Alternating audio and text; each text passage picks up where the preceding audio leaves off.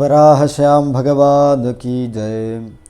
नारायणं नमस्कृत्य नरं चैव नरोत्तमं देवीं सरस्वतीं चैव ततो जयमुदीरयेत्।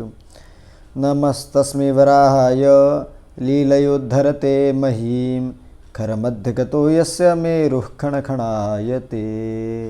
वराहश्याम भगवान की जय। गौ माता की जय, महालक्ष्मी मात की जय। तृतीयोऽध्यायः। प्रियव्रत उवाच अन्यस्मिन् भगवन् जन्म न्यासीद्यत्तद्विचेष्टितं सर्वं कथय देवर्षे महत्कौतूहलं हि मे। नारद उवाच स्नातस्य मम राजेन्द्र तस्मिन् वेदसरस्यथ सावित्र्याश्च वतः श्रुत्वा तस्मिन् जन्मसहस्रकं स्मरणं तत्क्षणाज्जातं शृणु जन्मान्तरं मम। अस्त्यवन्तीपुरं राजंस्तत्राहं प्राग्द्विजोत्तमः नाम्ना सारस्वतः पूर्वं वेदांगपारगः। प्रियव्रत ने पूछा कि हे भगवन, अन्य जन्मों में जो कुछ आप द्वारा किया गया उन सब कर्मों के बारे में मुझसे कहे। हे देवर्षि, आपके उन विषयों को जानने हेतु मेरे अंदर अत्यंत कौतूहल है। नारद ने कहा, हे राजेंद्र, सावित्री की वाणी सुनकर उस वेदसर के स्नान करने के पश्चात उसी समय से मुझे अपने हजारों जन्मों के कर्मों का स्मरण हो आया है। इसलिए अब आप मेरे जन्म जन्मांतर की वार्ता को सुनो।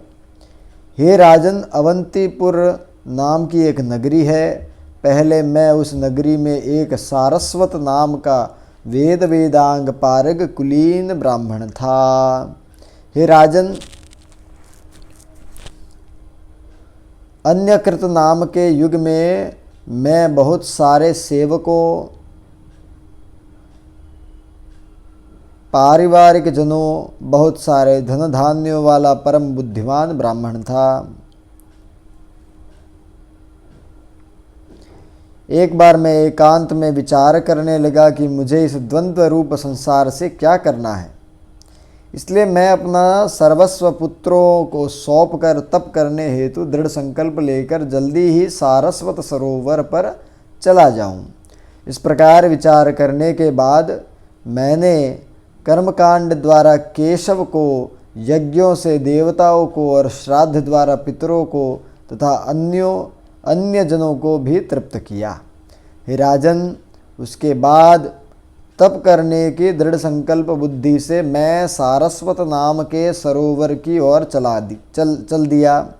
वह सारस्वत सरोवर पुष्कर नाम से प्रसिद्ध है। बोलो पुष्कर तीर्थ की जय। इस तरह उस स्थान पर जाकर नारायणात्मक मंत्रयुक्त ब्रह्मपारमय श्रेष्ठ स्तोत्र का भक्तिपूर्वक जप और पाठ करता हुआ मैंने कल्याणमय पुराण पुरुष विष्णु की आराधना करते हुए उनको प्रसन्न किया। फिर वह प्रत्यक्ष प्रकट हुए। प्रियव्रत ने कहा, हे सत्तम, ब्रह्मपार नामक स्तोत्र कैसा है? मैं भी उसे सुनने की इच्छा करता हूँ। हे देवर्षे, कृपापूर्वक और प्रसन्न मन से उसे मुझसे कहिए। नारद ने कहा। अब नारद भगवान जो है ब्रह्मपार नामक स्तोत्र बताते हैं। नारद उवाच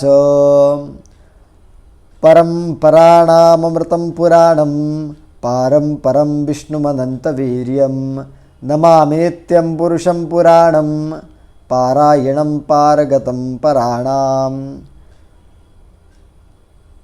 भगवान बता रहे हैं कि देवर्षि नारद ने अपने पूर्व जन्म में ऐसा क्या किया था जिससे भगवान प्रसन्न हुए थे। तो नारद जी बता रहे हैं कि उन्होंने पिछले जन्म में सारस्वत नामक ब्राह्मण के रूप में जन्म लिया था और वह सारस्वत सरोवर अर्थात पुष्कर क्षेत्र में जो सरोवर है उसके समीप आकर ब्रह्मपार नामक स्तोत्र का पाठ कर रहे थे।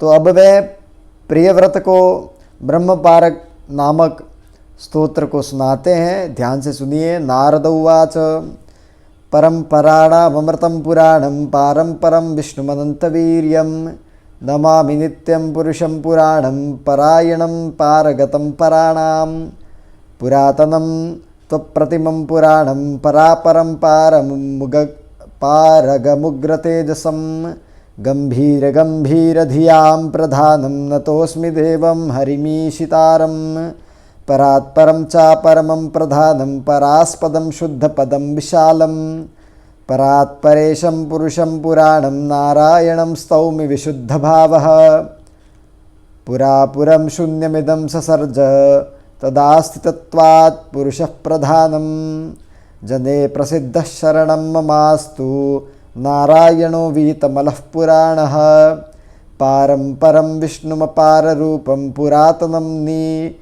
नीतिमतां प्रधानं धृतक्षमं शान्तिधरं क्षितीशं शुभं सदा स्तौमि महानुभावं सहस्रमूर्धानमनन्तपादम् अनेकबाहुं शशिसूर्यनेत्रं क्षराक्षरं क्षीरसमुद्रनिद्रं नारायणं स्तौम्यमृतं परेशं त्रिवेदगम्यं त्रिनवैकमूर्तिं त्रिशुक्लसंस्थं त्रिहुताशभेदं त्रितत्त्वलक्ष्यं त्रियुगं त्रिनेत्रं नमामि नारायणमप्रमेयं कृते सितं रक्ततनुं तथा च ते त्रेतायुगे पीततनुं पुराणं तथा हरिं द्वापरतः कलौ च कृष्णीकृतात्मा नमथो नमामि ससर्जयो वक्त्रत एव विप्रान् भुञ्जान्तरे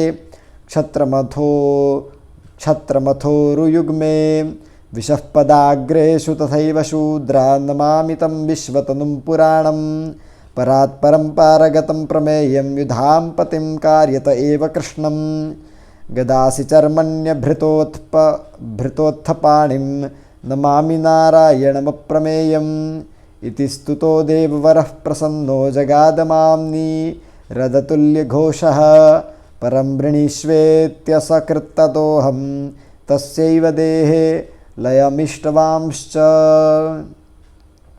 अर्थ देखते हैं। तो नारद भगवान बताते हैं वह स्तोत्र, उसका अर्थ है उत्तमोत्तम अमृत पुराण पारंपर अनंत वीर्य नित्य पुराण पुरुष दूसरों को आश्रय प्रदान करने वाले पारंगत श्री विष्णु को मैं प्रणाम करता हूँ।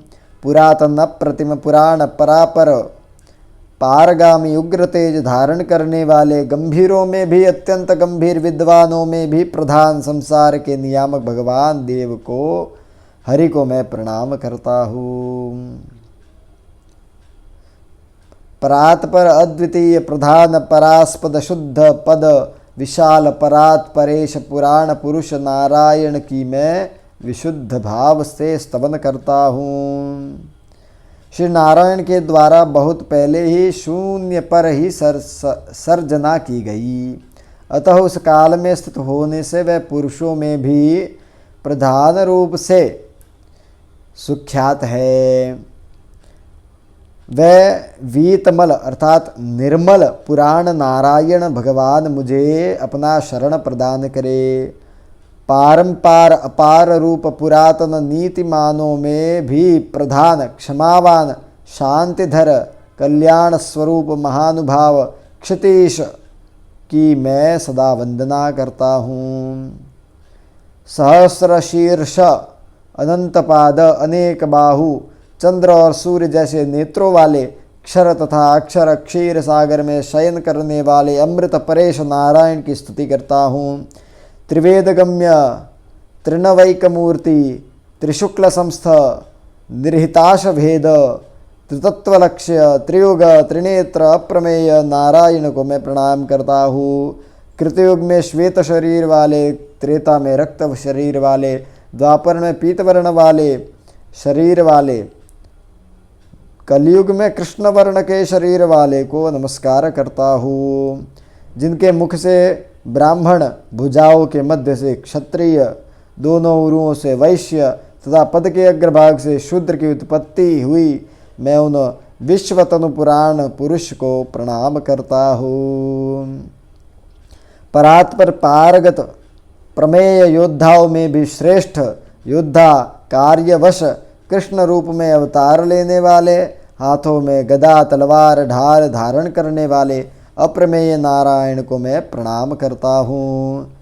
तो इस प्रकार से स्तुत प्रसन्न श्रेष्ठ देवता ने मेघ के समान ध्वनि में मुझसे बारंबार कहा, वर मांगो। तत्पश्चात मैंने उन्हीं के शरीर में लय होने की अपनी इच्छा बतलाई। बोलिए नारायण भगवान की जय, ब्रह्मर्षि नारद की जय। इस प्रकार मेरी वाणी को सुनकर सनातन देव ने मुझे पुनः कहा, हे प्रिय, इस अक्षय प्रकृति का सदा अनुसरण करते रहो। तत्पश्चात ब्रह्मा के हजारों युग पर्यंत तुम विचरण करो, फिर उसमें से ही तुम्हारा आविर्भाव होगा। उसी समय तुम्हारा नाम नारद सार्थक होगा, क्योंकि पानी अर्थात जल को नार कहा जाता है। आप सदा उसे अपने पितरों को प्रदान करते हैं, इसलिए ही तुम्हारा नाम नारद होगा। इस प्रकार उच्च स्वर से कहते हुए तत्क्षण उनका आदर्शन हो गया। तत्पश्चात यथावसर तपस्या द्वारा मैंने अपने देह का त्याग कर दिया। हे राजन, उसके बाद मैं ब्रह्मा के अंग में समा गया। फिर जब सृष्टि कल्प रूप दिवस का प्रारंभ हुआ, तो फिर मैं ब्रह्मदेव द्वारा 10 पुत्रों के सहित उत्पन्न किया गया।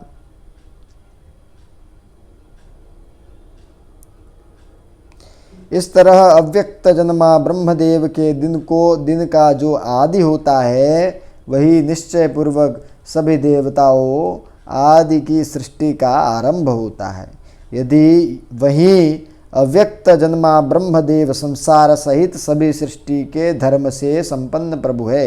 हे राजन, यही मेरा प्राकृत जन्म है, जिसे आप द्वारा पूछा गया है। हे नृप, इसलिए ही मात्र नारायण का ध्यान करते हुए मैंने इस प्रकार की श्रेष्ठता को धारण किया है। हे राजेंद्र, तुम भी सदा विष्णु परायण बन जाओ।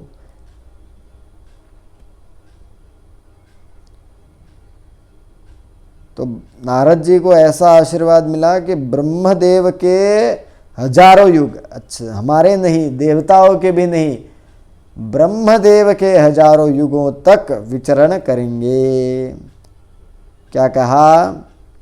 इति श्रुत्वा वचो मह्यम देवदेव सनातनः उवाच प्रकृतिं विप्र संसार स्वाक्षयमिमां ब्रह्मणो युगसहस्रं तत् ते तस्मात् समुद्भवः भविता ते यथा नाम दास्यते संप्रयोजनं नारं पानीयमित्युक्तं तं पितॄणां सदा भवान् ददाति तेन ते नाम नारदेति भविष्यति।